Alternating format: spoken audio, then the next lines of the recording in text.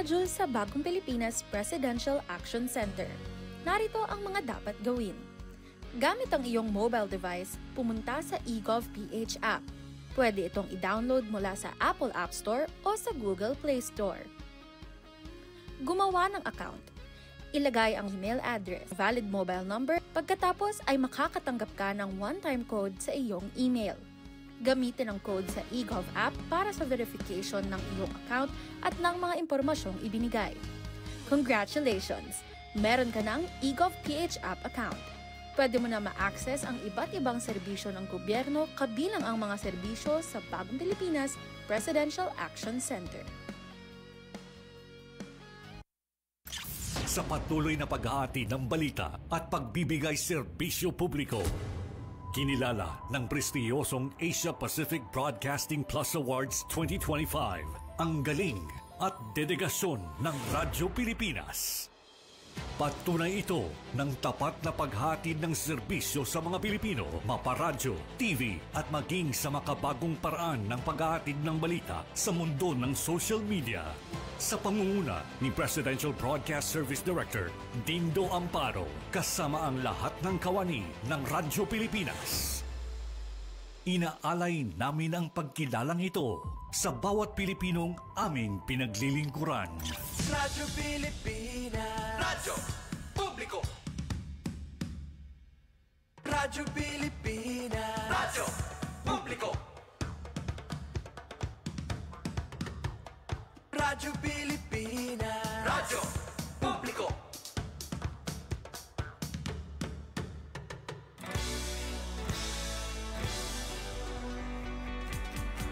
Mahalagang mga balita, napapanahong impormasyon.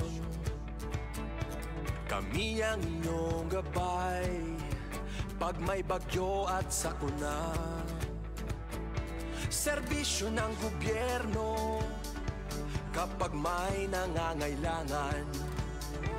Mga proyekto ng Pangulo, damang-dama ang pagmamahal niya. Tulay ng mga hinaing, ang problema ng bayan ating lulutasin. Tulay sa himpapawid, tulay ng pagbabago. Radyo Pilipinas, Radyo Publiko ng Bagong Pilipinas. Radyo Publiko, Radyo Pilipinas, Radyo Publiko ng Bagong Pilipino. Mga proyekto ng Pangulo, damang-dama ang pagmamahal niya. Radyo Pilipinas, Radyo Publiko, ang boses ng Pangulo.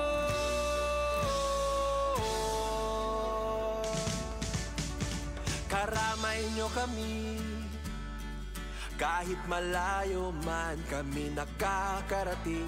OFW magsasaka, buhay ay iba't iba, san mang lugar ng bansa natin. Tulay ng mga hinaing, ang problema ng bayan ating lulutasin. Tulay sa himpapawid, tulay ng pagbabago. Radyo Pilipinas, Radyo Publiko ng Bagong Pilipinas. Radyo Publiko, Radyo Pilipinas, Radyo Publiko ng Bagong Pilipino. Mga proyekto ng Pangulo, damang-dama ang pagmamahal niya. Radyo Pilipinas, Radyo Publiko, ang boses ng Pangulo. Radyo Publiko, Radyo Pilipinas, Radyo Publiko, Radyo Pilipinas. 10 minutos naglabay sa alas 4. Mapay naman nga kulop sa iyong tanan mga kabarangay. Adi na kita luwat sa naton programa. Ang Billboard Radio Periodiko sa DYOG, Radio Pilipinas Kalbayog. Kaupin ko sa kontrol si Monet Pirito. Yan si Engineer Joven Cardenas. Ako naman yung kay surugon sa kangin ng Jean Navilon. Para sa ratsada sa natin mga balita, para yan na ang adlaw sa Biyernes. Unang adlaw sa bulan sa Agosto tuig 2025. Sa sunod nga bulan, matikang na ang beer months. Laksilasan panahon na, no? Pag naglulunis pa man lang to, yan na Biyernes, buwas, Sabado na.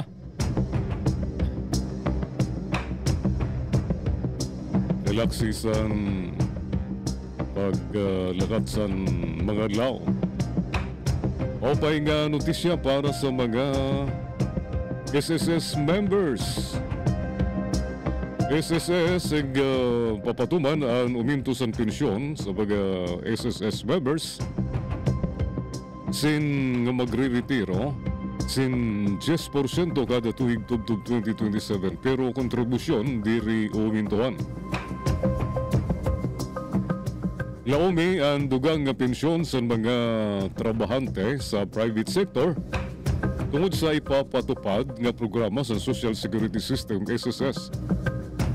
Nga panuyo umintuan sa 10% sa kada tuig ang nakarawat sa mga retirado ng disability pensioners tubtub 2027.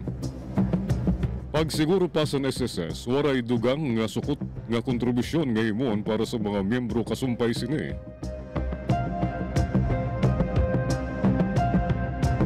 Sa usay nga statement sa ring sa SSS nga ginaprubahan sa Social Security Commission ang Pension Reform Program ilarum sa Resolution Number 340 das Series 2025 nga may pitsa Hulyo 11, 2025. Titigangan ang pensyon adjustment sa September 2025 nga sumala sa ahensya nga una-unahan nga multi-year o sagunson nga tinuig nga pag-uminto sa pensyon sa kasaysayan sa SSS sa sulod sa naglabay nga 68 anyos.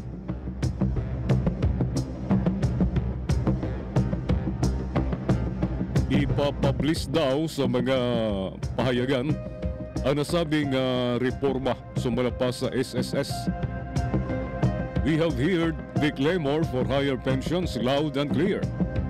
Amon inkakarawat adton mga sentimento para sa nataas nga pensyon loud and clear. Siring ni SSS President and CEO Robert Joseph Declaro. Pinagi sa guidance ni Finance Secretary ng SSA Chairperson Ralph Chiricto ng commands ang mahirot nga actuarial review. We are rolling out a rational and sustainable pension increase nga magpapahitaas ang nga tanan makarawat nga pensyon sa nga tanan nga mga pensyonado nga waray diri makukompromiso ang kanan funds actuarial soundness dugang panigdiklaro. Ipapatupad ang pag-uminto sa pensyon kada bulan sa September 2025 para sa mga pensyonado as of August 31, 2025. 10% ang uminto retirement and disability pensioners. 5% kay uminto para sa death or survivor pensioners. Inigangan yan nga September 2026 para sa mga pensyonado as of August 31, 2026. Kadugangan nga 10% nga aumento para sa retirement ng disability pensioners. Dugang nga 5% nga uminto para sa death or survivor pensioners. September 2027 para sa pensioners as of August 31, 2027. Dugang 10% nga increase para sa retirement ng disability pensioners. Dugang 5% increase para sa death or survivor pensioners. Pagkalabay sa tulo ka tuig, ang matutal nga pag-uminto sa pensyon ang naabot sa por lo menos 33%. Para sa mga retirado, may kapansanan ng 16%. Para sa mga death survivor pensioners, sumala sa GSIS. Correction, SSS. Sumala pa sa SSS, ang programa sa pensyon ang nakabasar sa tulong nga prinsipyo. Pag-uminto sa pensyon sa tanan ng mga pensyonado, pinaagi sa inclusive benefit adjustments. Pagbawi sa epekto sa inflation, agud mapabilin ang purchasing power. Pagduduso sa importansya sa pagtatrabaho, pagtitirok, pag-i-invest ngan pag-uswag subay sa RA 11199. Sumala sa Chief Actuary sa SSS, magdudurot la sa guti nga paghamubo sa fund life, ang ipapatupad nga reforma tinikangan 2053 pagado sa 2049 nga mababalansin naman sa mas makusog nga cash flow tikang sa mga naiuna nga reforma sa kontribusyon ngan ginpakusog nga pangulita. Our actuarial team confirms that the fund remains financially sound. Pasiguro ni Declaro, we are committed to restoring fund life back to 2053 through coverage expansion and improved collection efficiency. Sumula pa sa SSS, masubra 3.8 milyones ng mga pensyonado ang magpupulos sa reforma. Ungay ang 2.6 milyon nga retirado o may kapansanan and 1.2 milyon nga survivor pensioners. Ginbanabana nga maghatag ni sa 92.8 billion pesos nga sirkulasyon sa ekonomiya tigang 2025 tubtub 2027. Dugang pa sini siring sa SSS nga di rin na kinahanglan magumento sa kontribusyon para sa bagong reforma. Diri sugad sa 1,000 pesos nga kadugangan nga benepisyo kay ginahatag sa tanan nga mga pensyonado tikang 2017 nga kinahanglan umintuan ang kontribusyon agud mapabilin ang karigon sa pondo sa SSS.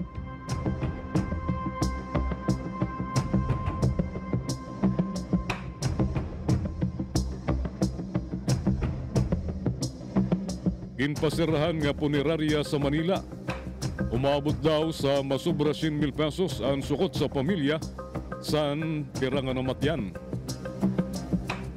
Nakilala na ang duwa sa Napulo nga nabubulok nga bangkay nga nakita nakatambak sa ginpasirahan nga punerarya sa Manila nga illegal daw ang operasyon.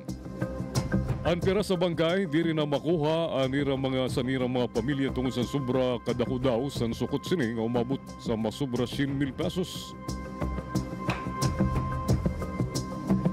Sa report, kakulop na hibaruan nga usa sa bangkay nga naabtan nga nakatambak sa Body and Light Funeral Service ang lawas ni Renan Pornobi nga ginpatay sa ermita sa 2 Abril.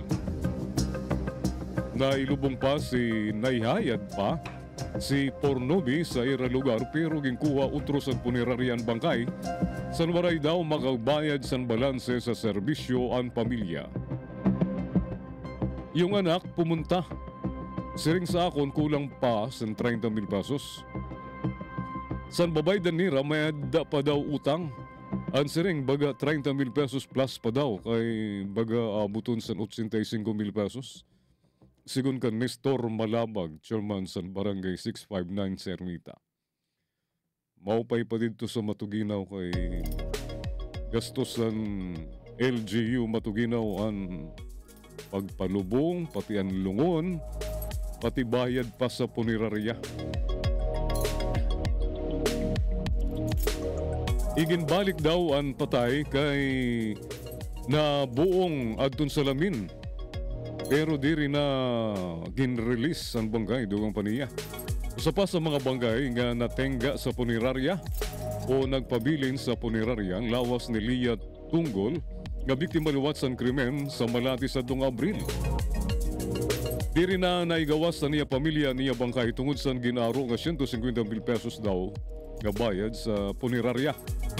Ang nakuha nga mga bangkay sa punerarya ada sa Pagmangno na San Manila North Cemetery. Ang bangkay ni Tunggol na i-cremate nga iginhatag sa iya pamilya. Nalubong nagyapon ang lawas ni Pornobi. Padayon pa nga gintutukib sa mga otoridad kung sino ang walo pa nga bangkay nga nakuha tigang sa punerarya. Kung may dakam bangkay nga nahibilin sa Body and Light, makigugnayan nila sa opisina sa Manila North Cemetery para naman ang hinigugma niyo sa kinabuhin matagan naton sa maayos nga paglubong. Sigon kan Daniel Tan nga naninimangno sa North Cemetery. Kasabot naman nga matutudlok ano sa pa nga mga bangkay sa mga pamilya nga nagpakadto sa opisina ni Tan para bilngon ang lawas sa nira minahal sa kinabuhi nga waray na nira makuha sa nasabing nga punerarya tungod sa gisusukot sa ira nga 180,000 pesos.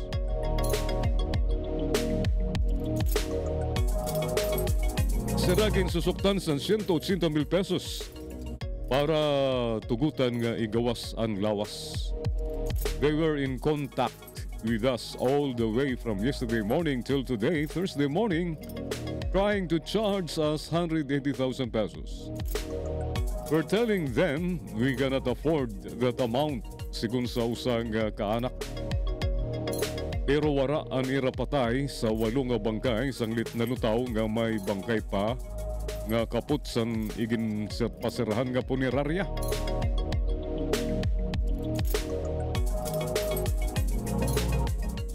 Nanuhon daw lasan punerarya ini nga mga bangkay. Madudunot na lang kay diri kaya sa nira mga pamilyaan sobra mahal nga sukot. Diri iyahatag ang bangkay kung diri anay mabaydan. Aray lugod magpakadto sa Mayor San Manila para makabulig.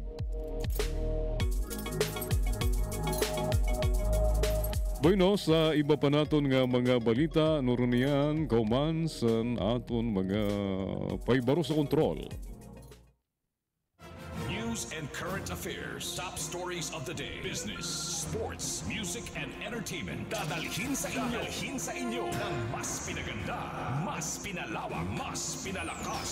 Radyo Pilipinas. Radyo Pilipinas Calbayo, DYOG 882 AM. Mula sa matinding init hanggang sa hagupit ng malakas na bagyo, ramdam ng Pilipinas ang pinsalang hatid ng climate change, gaya ng pagbaha, landslide at pagkasawi ng marami. Kaya ang Climate Change Commission pinangunahan ang buong National Adaptation Plan para maisama ang pag-adapt sa climate change sa pulisiya, programa at aktibidad ng pamahalaan. Palakasin ang ating kapasidad sa peligro ng pagbabago ng panahon. Handa tayong tumugon. Pananim at ang mga baha na dulot ng malalakas na mga bagyo. Sunod-sunod na sakuna ang nanalasa sa ating mga buhay. Marami sa ating mga kababayan ang nawalan ng matutuluyan at makukunan ng pagkain. Pero dahil sa bilis ng aksyon at responde ng ating pamahalaan sa pamumuno ng ating Pangulong Ferdinand Bongbong Marcos Jr., ay nagpahatid ng agarang mga tulong upang punan at sustentuhan ang mga pangangailangan ng ating mga kababayan. Umabot sa halos 8 milyon na family food packs ang naipadala sa bawat sulok ng bansa para sa mga nasalanta nating mga kababayan. Napakalaking tulong ng mga family food packs na bigay ng ating pamahalaan. Bawat buhay ay mahalaga sa Administrasyong Marcos. Kaya makakaasa ang bawat Pilipino na kaagapay nyo ang pamahalaan sa bago ninyong simulan.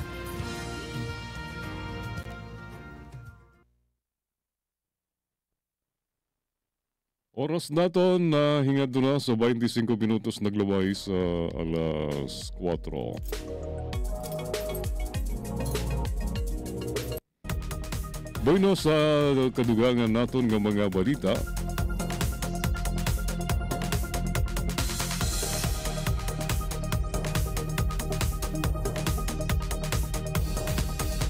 Bahay ni nga sobrang kamapaso sa panahon. Haros 200 nga mga estudyante magturot do sa Basilan na hilo nga nadismayo tungod sa sobrang kamapaso sa ira lugar. Gindara sa ospital ang mabot 200 nga mga estudyante nga duha nga mga magturot do kauman sira mahilo nga may mga nadismayo samtang natambong sa Grand Parade sa pagditikang sa intramural meet sa usa nga eskwelahan sa Isabela City, Basilan sa Katulog nga adlaw. Ang tinigangan sa pag-route sa nira pakiramdam, grabe nga paso. Sa report sa One Mindanao, yan ang adlaw Biyernes ring sa City Disaster Risk Reduction and Management Office nga umabot ang heat index sa Isabela sa nasabing nga adlaw sa 33 tubtob 41 degrees Celsius.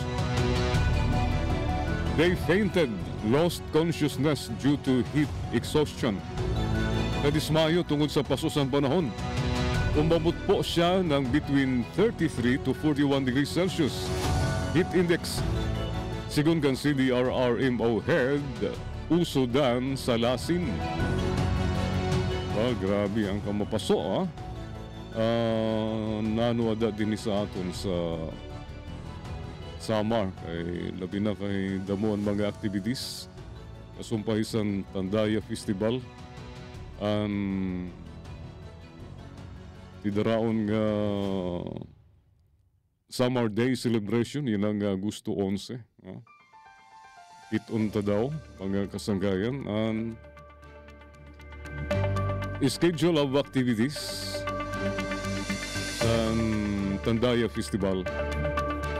Uwan pagtupo para sa Agosto 11 nga Summer Day Celebration. Pwede kita sa Facebook post sa Samar Public Information Office.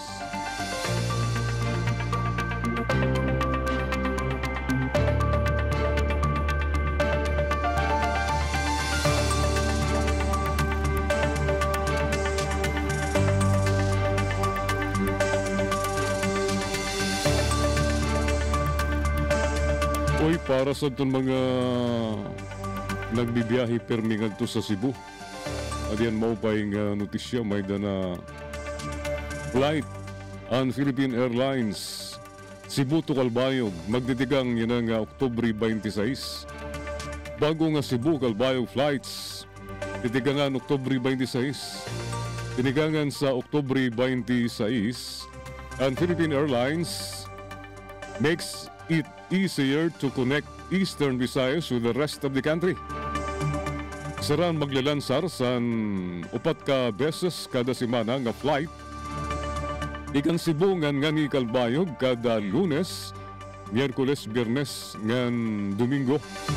Perfect for short trips, family visits, or work travel. Mabaya sa Cebu alas 7:30 sa aga. Malanding sa Calbayog alas 8:35 sa naga. Din mabalik paglupad alas 8:55 sa naga. Katanan sakay sa kananpal komportabling Q400 aircraft. Ini nga bago nga route ang kaparte sa Amon Cebu Connects Initiative pagkurukusog sa Cebu as a premier transit and transfer hub. With growing connections, we're also boosting flight frequencies from Cebu to Busuanga and Cebu to Siargao from 14 times to 21 times weekly, giving you more flexibility and choices. Getting around the Philippines is now easier. More flights, better connections through Cebu. Mawad na pahibaro sa Philippine Airlines. So, tagtanian ang schedule sa activities sa Tandaya Festival kasumbay sa Summer Day Celebration. Kauman sa mga paibaro sa kontrol, 30 minutos naglabay sa alas 4.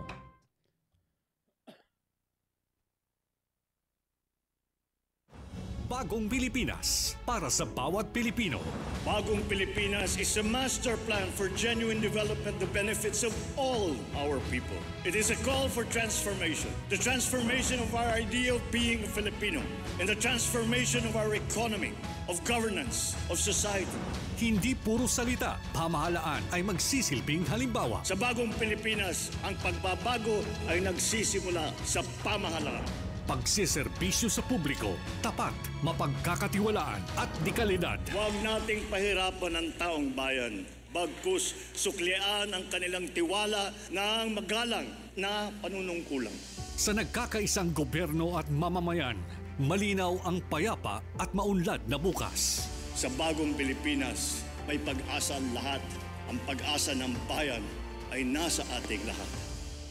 Isang mensahe mula sa Presidential Broadcast Service at Radyo Pilipinas. Halal certified product, sagot ka ng Department of Trade and Industry o DTI. Sa ilalim ng Halal Development Program, tutulungan ang mga MSMEs o maliliit na negosyo na maging halal certified para makapagbenta sila sa global market. Plus, may opportunity ka na makakilala ng potential export partners at collaborators sa Islamic finance at halal ecozones. Kaya't kung ikaw ay isang entrepreneur, this is your chance to level up and bring your products to the world stage. Halal certified na negosyo, push mo na yan!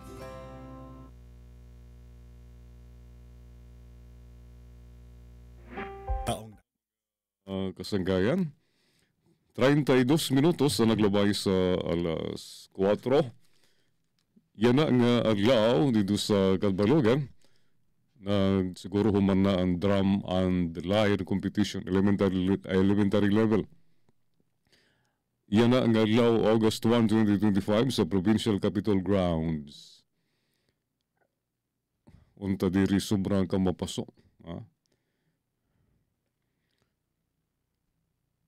Ang countdown para sa Tandaya Festival Celebration just got even more exciting. Adi ang updated calendar of activities. Ngan markahin ang schedules. More festivities, more fun, and more reason to celebrate summer. Ang tema sa naton pagdigaman sa Summer Day celebration, yun ang bulan. Kusugan summer, nagkakauru sa kita. So, adi kasanggayan ang schedule. Agosto 2 ngadto 8 alas 8 sa Naga Ladawan Summer Artist Club exhibit sa Summer Convention Center. Agosto 3 alas 8 sa Naga Petmalo Petmo kay Gob Panalo and Animal Health Mission. Dada ni yung mga pets. Yung mga ayam, yung alaga ng misay, o tingali may alaga kam dida nga unggoy.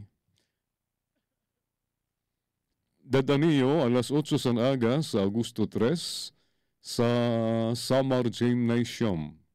Petmalo, Petmo kay Gob, Panalo, and Animal Health Mission. Alauna sa Kulop, Agosto 3, Sirak Dance Sports Competition sa Summer Convention Center. Pagka Agosto 5, adlaw San Martes, alauna San Kulop Tandaya Festival of Festivals, din sa Calbayog City. Oy, Marisyo ini. Magiging marayhak ay lublaw garing kamusan paso. Alauna San Kulop, yan na nga Agosto 5. Martes nga adlaw Tandaya Festival of Festivals, bubuhaton din sa Calbayog City.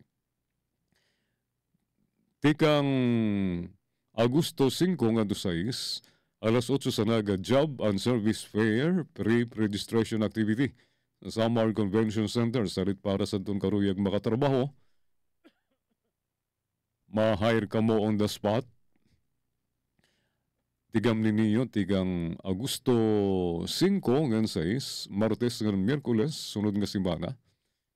Alas 8 sa Naga, pag-imuon ang Job and Service Fair Pre-Registration Activity.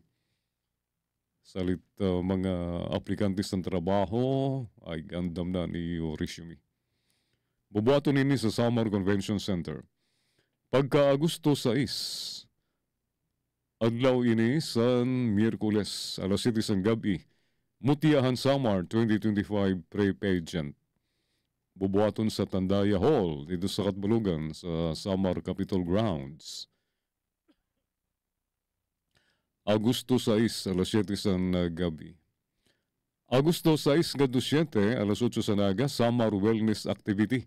PMMA, pedicure, manicure, massage sa Arot o libre ang Arot. Pati pa pedicure, manicure, ngan masahe libre. Yan na ining Agosto 6 nga 7 alas 8 sa naga sa Samar Gymnasium. Agosto 6 nga 11 alas 8 sa gabi, Yes Startup Camp sa Food Park. Food Spark sa Capitol Grounds, Katbalogan. Agosto 7, alas 6 ang gabi, Provincial Stakeholders Night sa Samar Convention Center.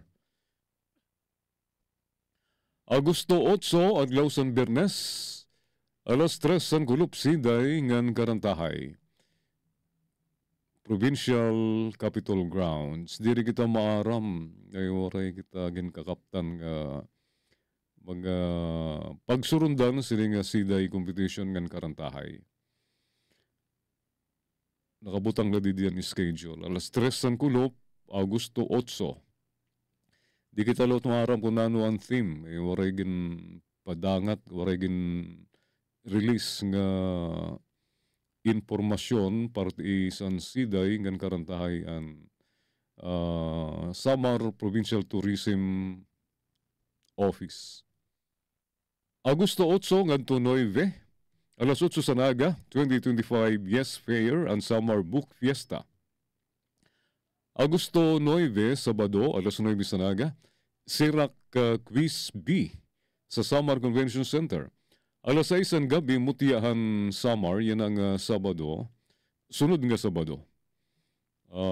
Agosto 9. Alas 6 ang gabi, Mutiahan Samar 2025 Grand Coronation Night.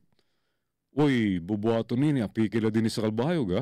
Dito yun sa Santa Margarita Sports Center. Salit kung karuyag niyo makakita sa mga magbaysay naton nga mga kandidata, san Mutia San Samar, pakadto ka mo, yan na nga Sabado, Agosto 9, alas 6 ang gabi sa Santa Margarita Sports Center. Dito bubuhaton ang Mutiahan Samar 2025 Grand Coronation Night. Jovin, kato kita.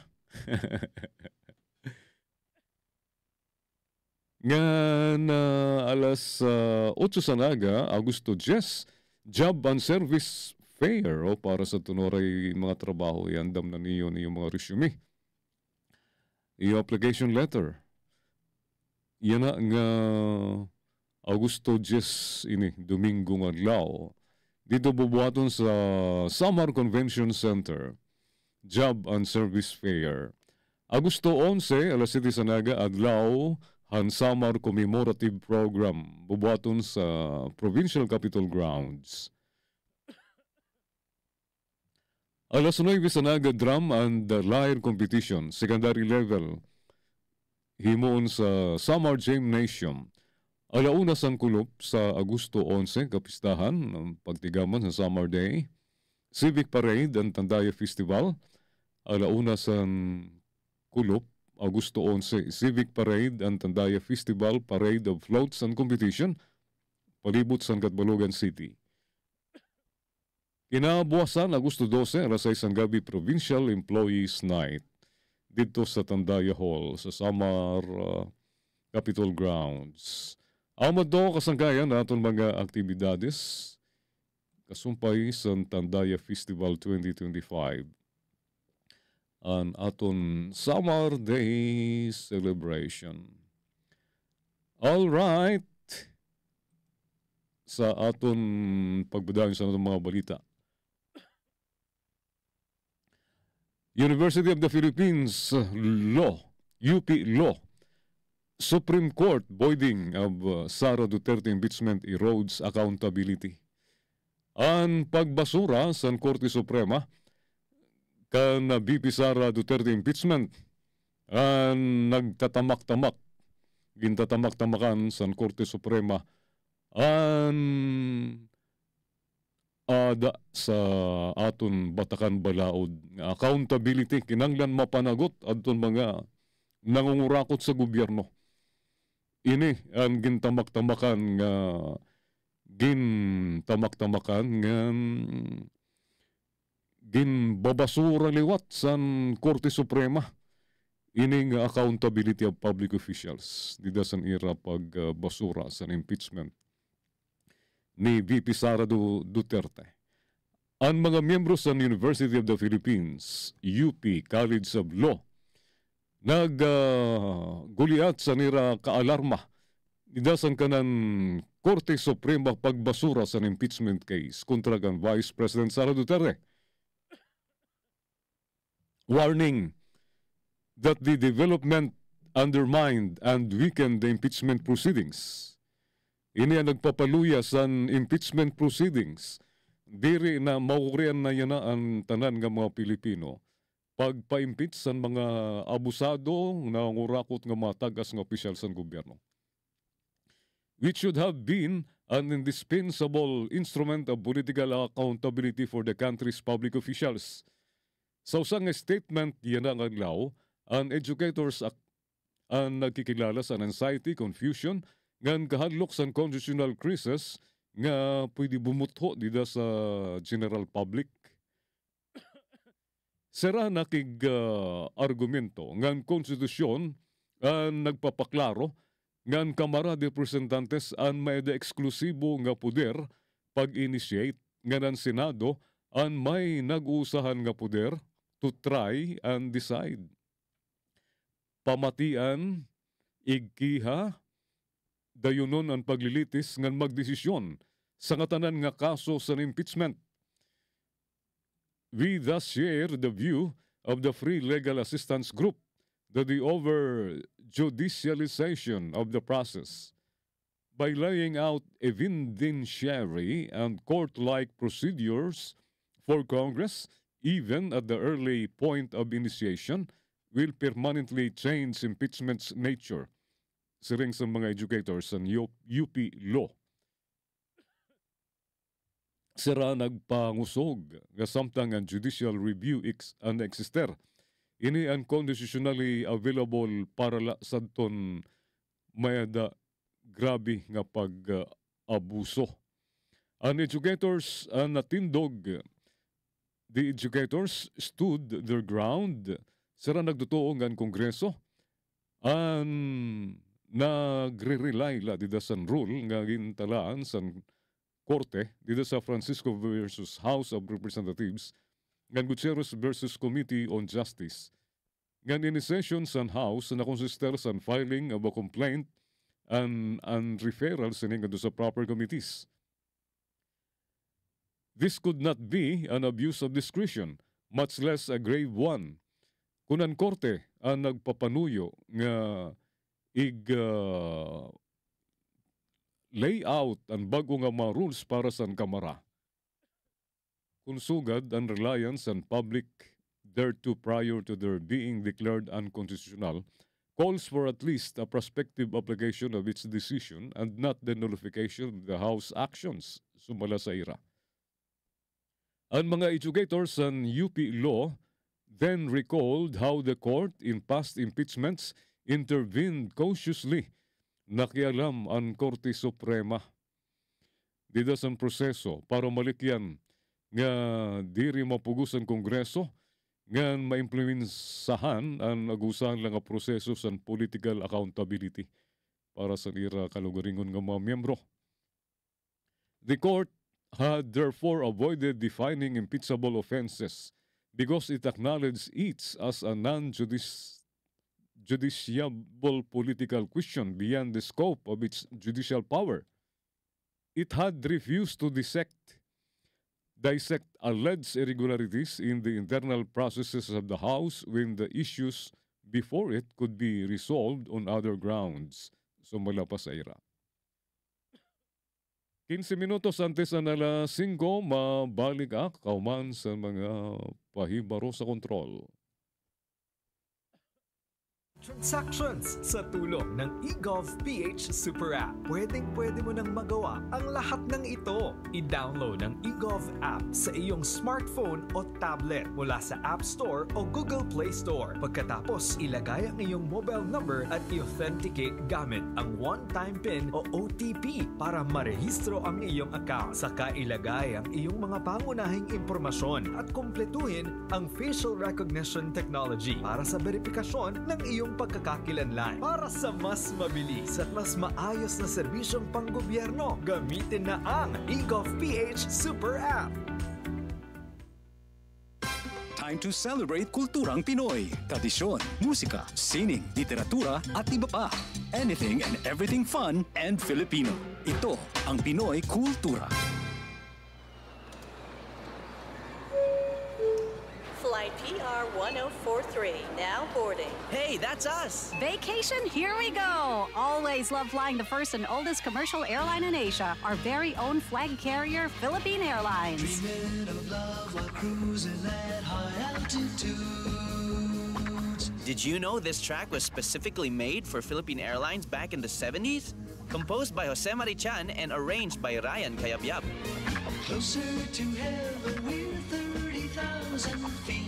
Brings back good old memories, at the same time, creating new ones with a new generation. Oo, ang ganda pa naman ng kanta. Leave all your worries as we soar over the clouds. I don't know about you, but I always feel a sense of pride every time I see our flag carrier on airports or up flying high in the sky. They'll be shooting stars through time and space. Yan ang Pinoy Kultura because our culture is cool. Oras na doon, 13 minutos ang nagpapabilin. Antes kita mag alas 5, nga di kita mga kabarangay sa opinion page sa Abante Tonight. Nga di kita sa column ni Ray Marfil, Spy on the Job. Tablan na kaya ng hiya ang mga walang hiya? Saan magtindugay nga magpalakpakan ang mga kongresista ng mga senador nga nagtambong sa SONA 2025 ni PBBM, san banggiton san Pangulo ang linya mahiya naman kayo. Parte sa pangurakot sa pondo sa flood control projects.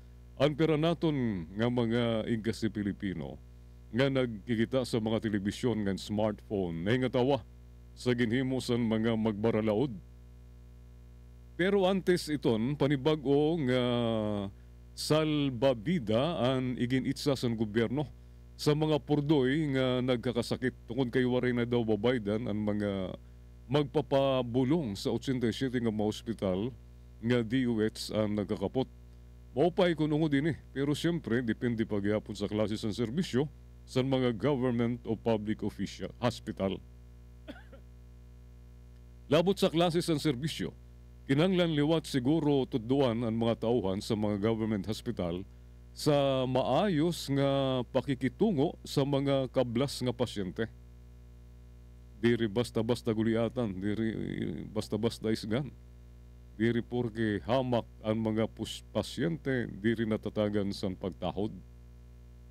Kaya istorya kasi sa pera naton nga mga Pilipino, may mga tauhan sa pera nga government hospital ang mag-isog ngan butiayan pasensya sa mga kulit nga mga kablas nga waray pambayad sa private hospitals. Ang iba pangani daw sa era, maaram na nga pobre ang pasyente. Ipapamukha pa nga pobre sira, labi na kung may ipapakiusap. Iging klaro liwat naman sa aton mga igkasi Pilipino. Ira igin reklamo. Nga diritanan sa mga iragin sumat, nga diritanan sa mga empleyado sa mga kanan gobyerno hospital ang mga suplado-suplada. Damo liwat daw ang matinalahuron, pasensyoso, ngan may malasakit sa mga kablas nga mga pasyente. Marahil tingali na bubutlawla ang mga empleyado sa mga government hospitals nga nagsusuplada tungkol sa kadamo, nagyapon sila ang mga pasyente. Labi na kung nagsusuroot ang mga pasyente, sobra ka paso tungkol kay ang paseyo, ang agianan sa mga kwarto, nakatambak liwat ang nagtatambak ng mga pasyente. Kay dida may mga katriliwat, dida na ngaturog aton mga pasyente sa mga government hospital. Tapos gudi ay pa ang sweldo. Ani ba tag-iha pagod umabot? Hinundumi niyo nga diri tanan nga government hospital ng libre sigun sa DOH. Diri kaupo dida ang dalaganan sa mga may grabe nga sakit sugad sa Philippine Heart Center, Philippine Lung Center, National Kidney Transplant Institute ng Philippine Children's Medical Center, nga tungod sa zero billing sa government hospital. Malamang nga nainggit nga nasusubo na naman ang middle income earners nga may ngadto sa mga private hospital kung kay waray salbabida nga igin bato para sa ira pagabot sa hospital bills. Gan adingani, naingatawa daw ang mga kurimaw naton saan magpalapakan ang mga magbaralaod tungod sa pagtuod nira, ugay ang mga kongresista, mga senador, nga ginpatamaan ni PBBM nga angay maawod sa ginhimo nga pagbursa sa pondo sa flood control projects.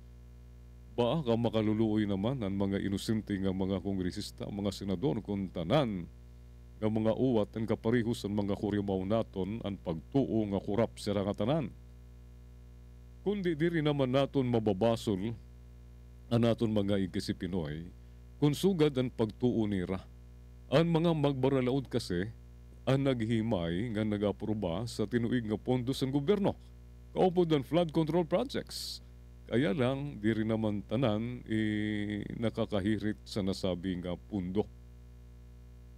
Maupay daw naghimo sang SONA speech si PBBM tungod kay nakitaan sini ang girok sa mga uwat nga nagngingit-ngit sa grabe nga baha nga durot sa naglabay nga mga paguran nga mga bagyo.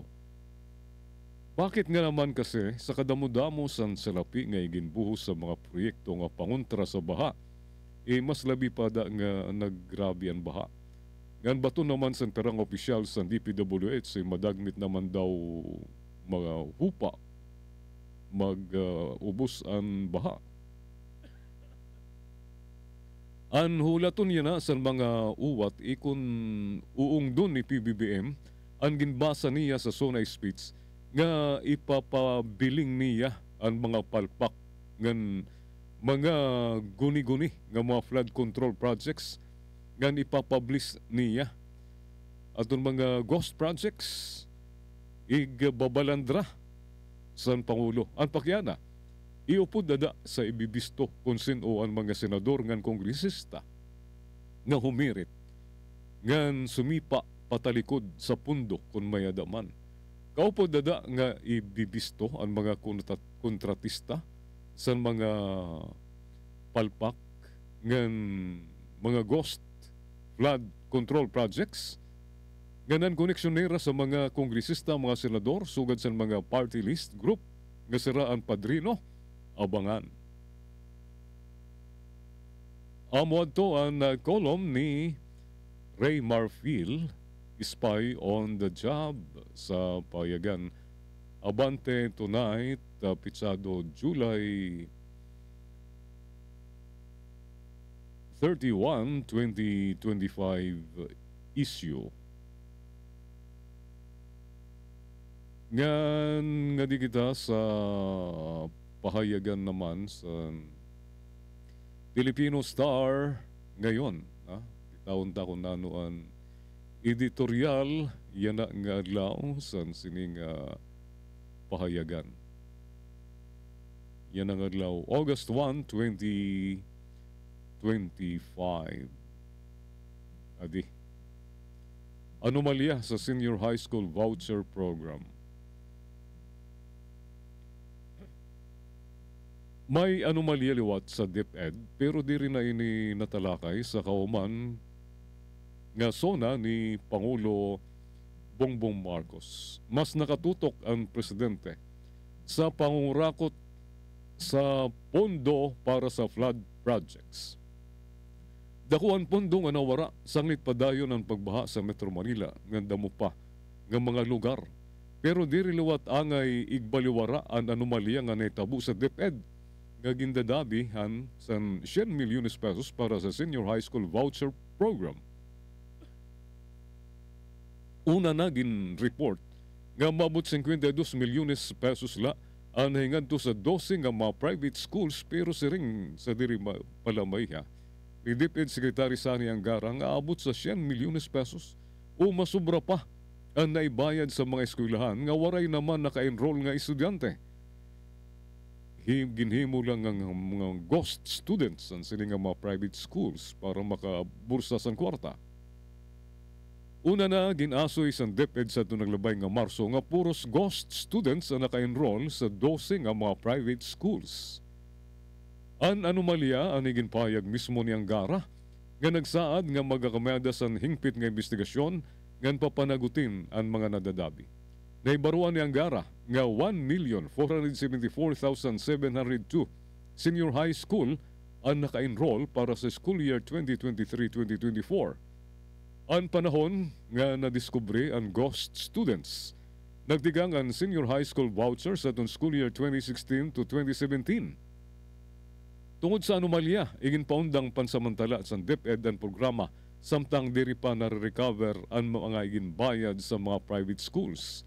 Andis ang fourth sona ni Pangulo Marcos sa Lunes, siring ni Angara nga naghihimo na ang DepEd sa mga reforma sa sistema para diri na motro ang nasabi nga anomalya sa Senior High School Voucher Program. Halarumay pa daw ang iginhimong investigasyon. Giniimbestigar na daw ang mga personnel ng school officials nga nag-facilitate sa Senior High School Voucher Program. Sumalapakan ang Angara.